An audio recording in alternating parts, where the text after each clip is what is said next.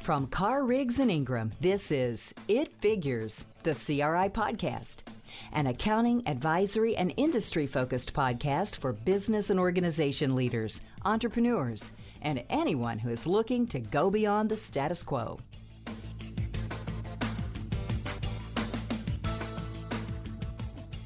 I'd like to welcome you today to our podcast on transition and succession plans for It Figures. I'm Robert Coker. I'm out of the Birmingham office. I practiced in the construction arena probably for 32 years, or maybe back to birth, because my grandfather was a contractor, so I've been around it for quite a while.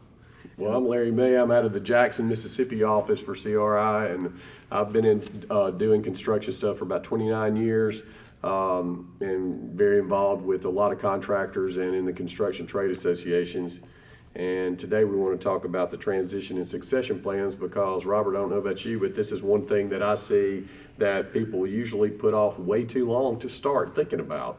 And it's really something that needs to be thought about probably if you haven't started thinking about it and you're listening to this today, you definitely need to start thinking about it today because there will come a time when you want to get out of business. And unfortunately, most contractors it's very hard to sell their businesses because their competition would be the natural ones to buy them, and they think, well, why would I buy you when you can just go out of business and I don't compete against you anymore? So I have not seen a lot of successful sales of contractors in all of my years of business. In fact, I think I can think of two, one to a publicly traded company and one that was sold to a competitor because they were ruining the profit margins. Robert, how about you? Well, you know, the real thing about that is, think about what you're buying in that. You're really buying talent. It's an intangible you're paying for, and so how are you going to transfer that intangible? You got all these customer contacts, these business relationships with GCs or the subs having relationships with those, as well as a workforce in place, right? So like you say, is it easier to go out and say, well, I'd rather just go out and start this from scratch, or do I go and buy a competitor?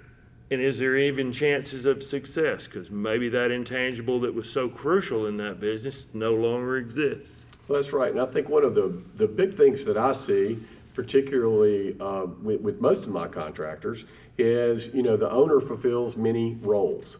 And they just don't have the time to think about it. They're sitting there and they are the biggest talent. They're the entrepreneurial mind that started the business. They're often the estimator, project manager, personnel manager, HR. Well, when you have all that, it's hard to sit there and think about with the future sometimes because although it's extremely important, it's not critical.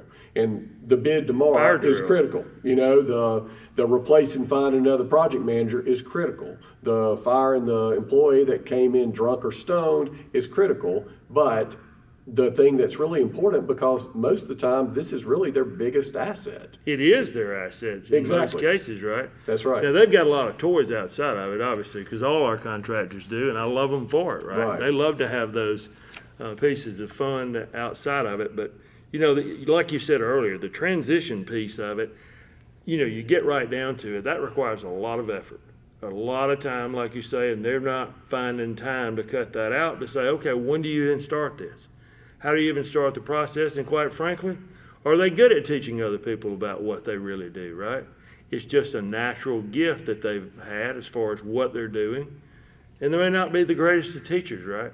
That's right. But understanding that at the end of the day, that this asset goes away without you transitioning it is our job as CPAs to make sure we put that top of mind so that they do monetize that asset. And that's our goal today, is really talking about that. And one thing that I find funny is most times when somebody has approached some of my contractor clients, I always, liken it to children. You never think that you have an ugly child, but there's a lot of ugly people in the world. Well, they always think their business is worth way much more than on paper that anybody could justify paying for it. So, the expectation that they think that, hey, I've got a $2 million asset or a $10 million asset that I can sell, and then you start showing them when you look at the numbers and the ratios and say, nobody's going to offer you anywhere near that for your business, often because, the things that people do for tax strategies and other things where, or the toys that people buy where you have extra money, or instead of investing back in the company, you may invest in something fun for your family. So, I think it is very important the earlier you start, and I think you brought up a valid point of, a lot of the owners have never written down all that they do. They don't even know what all that they do. And do they even trust the other people surrounding them enough to even turn over the reins? Well, and a lot of times when you built this, you don't want to relinquish any kind of control. So, well, they're fearful in terms of, okay, wait a minute, if I give all this skill set to someone else, they walk out the door, and it is a risk. Right. And it is dilution of ownership, right? They do have to give up something to get something. And it's just a fact, like we experience it in the firm ourselves, where we have retiring partners and we say, okay, well, the way that works is you monetize that cash flow over time so it's not all a big hit, so you can maintain working capital bonding capacity. It's a real challenge in terms of getting it there. But you have to be willing to play in the sandbox with others is really what it comes down to, right? And I think in my mind, the first thing you need to do when in thinking about transition is, if you have a family member that is your succession plan, to start very early training them on the ways on what you do and the ways to run that business. So to identify the persons and make sure they're interested, because all too often your children or nephews, nieces may not be interested. And so, what do you do then? So in my mind, getting to know that, if you have a child that's interested, and if they are, and express an interest, to get them interested early, to start showing them what you do, and then allowing them to take more and more control. Because I see even my contractors that have a very good succession planning in a child that is capable of taking over, they still don't want to relinquish that control. And a lot of times I think it's because being busy, they've never taken the time they don't think that they've transferred all the knowledge that is needed there, and just the hesitancy to put that at risk. But I think that's kind of the first thing, is if you have a family member, to start identifying and training. Or key members of management, right? Absolutely. Identifying who you want to groom for those well in advance. Even a 10-year plan, right? Absolutely. But the key to that is, if you're going to make those people who you assign to transfer the business to, you got to keep them. You got to keep them. And what I have seen over and over again is, a lot of the younger people are more interested in cash today and aren't good at thinking about the future. And so if you're going to start, selling them ownership,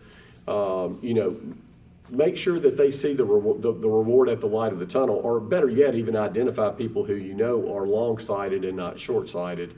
Because I know even in my father's own business, when he was transitioning and he identified the people, and they started the process, well, they bought a little bit and then they just never would continue buying. And so he had to go to an outside buyer, but he got very lucky in that. But in most situations I see, that's not the case. So you need to start selling little pieces at amounts that these people are willing to pay, and let them accumulate more and more. And you got to find a way to fund it, right? In other words, exactly right. Really what it comes down to, a lot of times what you'll see in these transition plans is you got a compensation program that's designed to give them a bonus, to allow them to go and purchase shares or membership interests in the business. And that's the only way they'll ever afford to do this. They've got to build up some wealth, and the only way you do that is sort of taking some off the table. Again, it comes to playing in the sandbox well together and sharing. Well, and thinking ahead enough to say, okay, well, yeah, I could take this off for myself, but if I do bonus and then let them use that to buy my percentages, long term, I'm making a better investment. Sure. Because they've got a way to fund it finally, right? Right. The other challenge that you see in that is these older owners, they're really challenged with reconciling these younger generations. And wait a minute, do they want to work this hard? Do they want to do all the things that need to be done here? Or do they have the skill set to even transfer? And when in the heck am I going to have time to do that, right? That's right. So that piece, they have a problem with the work ethic, if you will, on some of the younger generations. And understanding that up close and personal is pretty important. we talked about, finding the mechanism of transfer is really a real strategy piece that we usually like to get involved with, to say, okay, here's some options of ways that you can help fund this process and get it in place. Taking time out to look forward ought to be something every business owner is willing to do. It's making them do it. And we really are sort of charged with that a lot of times, to go, have you thought about retirement? Right. Have you thought about how you're getting out? Have you thought about success? Even estate planning in the process, right? Because that can be an ugly monster as well. Always. And also making sure you help them develop these surety relationships and banking relationships. And the customer relationships. And all customers those relationships. And that's putting you at risk, because Sure. then they could leave and go work for someone else. But at the same time, it's necessary for you to have the trust and the faith in this person. And by giving people more responsibility and positive feedback and transferring that knowledge, but you're showing them that you're putting trust in them, and your people who are your go-getters are going to want to take more responsibility. They're going to want to know these people, and that will help you in this buyout if you've identified internally, whether family or key employees. Having that conversation early to say, what is your goal? Maybe they may be really talented and they have no interest in owning a piece of the business. That's right. They don't want to take on the responsibility or the financial burden that it comes along with it to do the buyout piece. Maybe they want to see the cash. Bird in the hand theory. They say, well, I don't want to take my bonus and not ever see it. I want to make sure that I have some today. So it's hard for people to look out long term. And it's expensive to live these days. That's right. We're in this huge period of inflation. And it's really difficult. You go to the grocery store and it's $500 later and you got 4 sacks of groceries. That's right. So doing that is really something that's crucial. I think educating them as much on the process and making sure you've identified people that are willing and able to stomach the process of going, well, I've got to take on some responsibilities. We talk about strategies, I know you've done it, I've done it, we've got some things in place, stock recapitalization may be an option, old co, new co type situations where you have a new co that you set up and then you transfer and let new jobs flow into that and give them a structure of ownership, and then wind down old co eventually. And cash out. And I've seen that happen when you've identified family members as well as when you're bringing in key members of employment, where what that allows is for the owner of the original company to cash out, but at the same time you're bonding with the surety company, the new company, until it's able to stand on its own feet. So I've seen that as being a very, very effective method. I haven't necessarily had that much exposure to it, but I know you have, Larry, and I'll let you speak to that on ESOPs. Yeah, ESOPs, they can be a really great thing. I think the key there is, generally speaking, the main thing that in the construction world that ESOPs create challenges with is your bonding capacity. You would never want to do 100% ESOP sale at one time. Where I've seen it very effective is when owners have sold maybe 50% to the ESOP, and when that gets close to being paid off, maybe come back and sell another 25%. The tranches. Exactly, because that way, if you do 100% ESOP sale the way the accounting practices do, you wipe out your equity completely, because so then you have no net worth even to get your contractor's license. And even your working capital. Oh, your working capital, all of it. I mean, but setting not up just debt, bonding, but right? if you don't have a contractor's license, you can't do anything. Well, So it can be very effective. You just need to look at the mechanism and how you do it, and not do 100% transfer at one time. And also, that's another one that you don't want to wait till the day you are ready to retire to take on. You want to plan it early and start and realize the implications for what kind of control you're giving up. in our job, in terms of that, we've talked about different, as if they're just standalones, but sometimes you have an amalgam of all of them, right? You have a sort of a blend of all these strategies. You might even have pieces of it in OCO. You might do some other bonus programs intrinsically within your key management, build up their wealth, have it set aside, have a profit sharing plan where you've got a nugget out there that they don't see until later on, and then they use those monies that have built up into those funds that are sort of almost in escrow to use it to do a buyback or redemption of those shares to get you out of the business, and do it over time, and you make it work. But again, it comes down to having conversations and being open to the idea that you got to give up control eventually, and you got to find a way to monetize.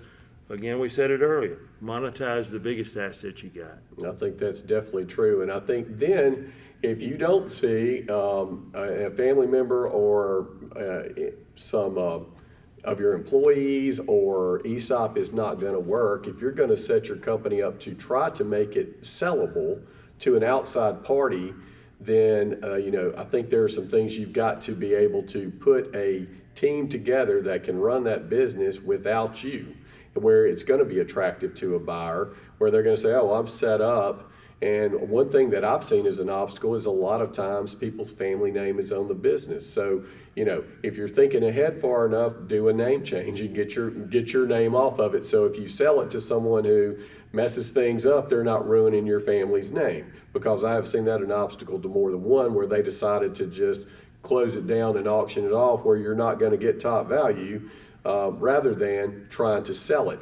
But to recognize that you need to create a company that if you get hit by a bus, that it can run on its own, is beneficial not only to your family if something horrible happens to you, but also is positioning your company to be attractive to outside buyers if you can identify another option. And then having existing shareholders like buy-sell agreements, having those kind of things in place where you do have some sort of support and protection for your family in the event, say you are the majority shareholder. Well, they've got to find a way to to monetize that asset for your family.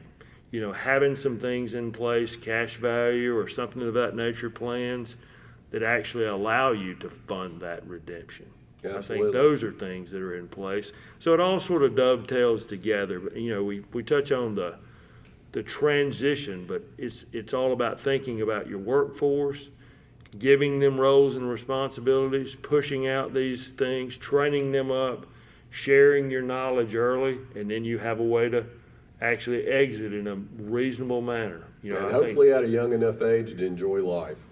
So I think the one thing that we have is I have seen the private equity kind of move into that for larger contractors, but I've not really seen that as a good option for most of the size contractors I've seen. How about you? Really haven't seen much in the way of activity in that space related to the contractors I work with. Right. I think that usually the volume that any private equity is looking at is much, much, much higher. So for most of my clients, that wouldn't be an option. But I do know for your larger businesses, that they are out there scooping up this and that of everything. So. But it might be a good, idea to examine who your competitors are. That's right. Maybe there's a great strategic purchase out there that they're looking for to say, okay, they don't do exactly the same subset of work, but it is in their line of work, and then it makes sense for them to actually look at your business. And again, then you have to be really open, because you'll have to share financial data. Right. And that's pretty risky, right? If you're in the same market with your competitor that also has some overlap, maybe there's some synergies that occur by that. Maybe there's workforce in place. Contractors are so desperate to get their hands on workforce, and if you've got a really solid trained workforce, that may be what they're buying. It could be. That's right. And sometimes they just want to move to a different location. So I think one thing that needs to be mentioned is CRI does have a capital advisory group that oftentimes can help point buyers and sellers to link them up so that they are. So if there is, in your area, there's an electrical contractor that wants to get into my area, and I happen to know one that it might be interested in selling, and Joel knows to reach out to me. I mean, that's one resource that we do have within the firm that I think could potentially be helpful. But I have seen in cases where somebody just wants to get a new marketplace, but they want to get in it with the name that's already firmly established, so they might buy and have a wholly owned subsidiary. So well, the other beauty of CRI, it's just like in our example. I'm in Birmingham, you're in Jackson. Well, we come across it all the time where we say, well, we got owners that want to sell their business. Maybe my Birmingham business says, wait a minute, I'm really in the market to look to expand my footprint in the Southeast. I can call you and others, people in Dallas, all over the Southeast. Right. We have connectivity. It's all about communication, right? That's right. And then starting early. So you've got Start a early, long start lead early. time so that you've got the pieces in place to help you be successful and to really capture the best price for you. Absolutely. Starting early, can't say that often enough. I don't really have anything else, Robert. How about you? I think that's all we needed to share today. There's so much to talk about in that area. I guess my best advice would be the people maybe hearing this podcast, we are a resource, and I think we're invaluable in that space to really help you sit down and get a plan together and put together a good team that actually helps you be successful in transitioning business. I agree with you 100%. Thank you. If you want more CRI insights or are interested in learning about our firm, please visit our website at cricpa.com. Thanks for listening to this episode of It Figures, the CRI podcast. You can subscribe to It Figures on iTunes, Spotify, or wherever you prefer to listen to your podcasts. If you liked what you heard today, please leave us a review.